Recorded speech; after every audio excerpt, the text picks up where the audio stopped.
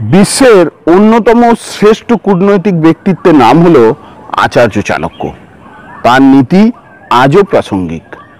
আচার্য চাণক্য এমন কিছু মানুষের কথা বর্ণনা করে গেছেন যারা আমাদের সাফল্যের সিঁড়িতে উঠতে বাধার সৃষ্টি করে।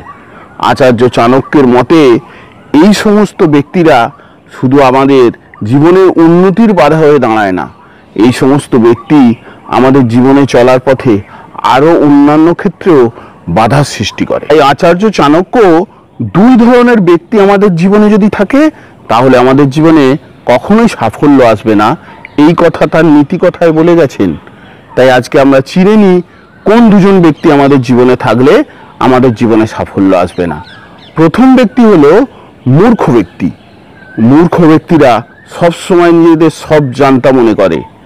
তারা শুধু আমাদের সময় নষ্ট করবে, তারা আমাদের জীবনে কোনো কাজে আসবে না, তাদের উপদেশও আমাদের কোনো কাজে লাগবে না। তাই মূর্খ ব্যক্তির থেকে সব সময় দূরে থাকার আমাদের চেষ্টা করতে হবে।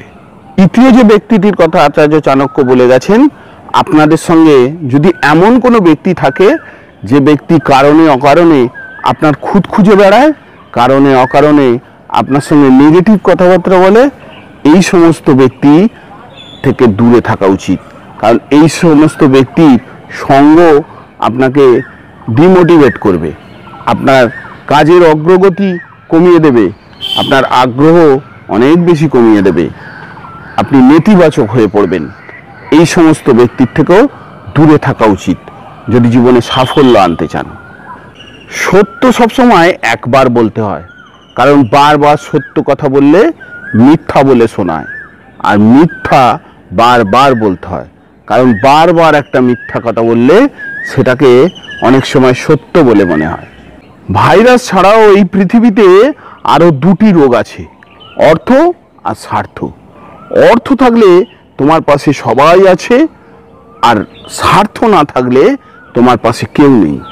গরিব ধনী হতে পারে, অনেক সম্মানীয় ব্যক্তিও হতে পারে, কিন্তু ছোট লোক কখনো সম্মানীয় ব্যক্তি হয় না। তাই বন্ধু, গরিব আছেন অসুবিধা নেই, কিন্তু কখনো ছোট লোক হতে যাবেন না। পুরুষের অভিমান বড্ড কঠিন, বুঝলে ভালোবাসা বাড়ে, আর না বুঝলে দূরত্ব বাড়ে। কিসের এত অহংকার বন্ধু?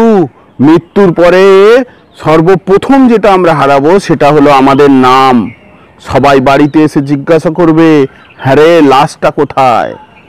এই পৃথিবীতে মানুষ অন্যের দোষ দেখলে বিচারপতি হয়ে যায়, আর যখন নিজের দোষ থাকে তখন দেখবেন সে উকিল হয়ে যায়। আর এই পর্যন্তই বন্ধু, আবার দেখা হবে পরবর্তী ভিডিওতে। যদি ভিডিওটি ভালো লাগে তাহলে একটি লাইক দিয়ে যাবেন, কারণ আপনাদের একটি লাইক আমাকে আরও নতুন নতুন ভিডিও করতে সাহায্য করবে। দেখা হবে পরবর্তী ভিডিওতে। ততক্ষণের জন্য সবাই সুস্থ থাকবেন, ভালো থাকবেন। নমস্কার।